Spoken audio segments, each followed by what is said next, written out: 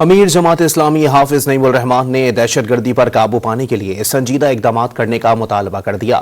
خیبر پختونخوا اور بلوچستان میں امن کی بحالی پر زور دیتے ہوئے مطالبہ کیا کہ مسائل کے حل کے لیے ڈائیلاگ کیے جائیں۔ انہوں نے مہنگائی میں کمی نہ کرنے پر حکومت کو کڑی تنقید کا نشانہ بنایا۔ کہتے ہیں کہ مہنگائی زیرو مطلب نہیں بڑھی، آگے نہیں گئی، تو اس کا مطلب کیا ہوتا ہے؟ اس کا مطلب ہوتا ہے کہ 20 روپے پچھلے سال بھی اس مہینے میں بڑھے تھے، 20 روپے اس سال بھی اس مہینے میں بڑھے۔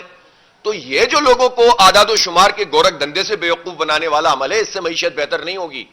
معیشت آپ کی پالیسی سے بہتر ہوگی، معیشت آپ کے اللہ تللے ختم کرنے سے بہتر ہوگی۔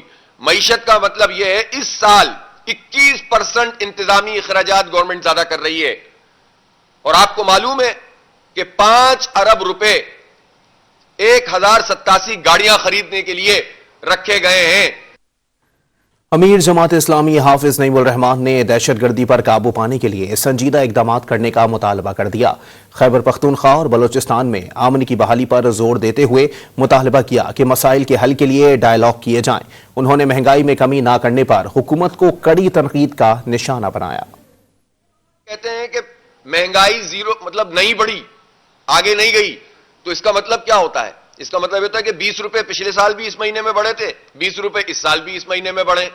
تو یہ جو لوگوں کو اعداد و شمار کے گورکھ دھندے سے بیوقوف بنانے والا عمل ہے، اس سے معیشت بہتر نہیں ہوگی۔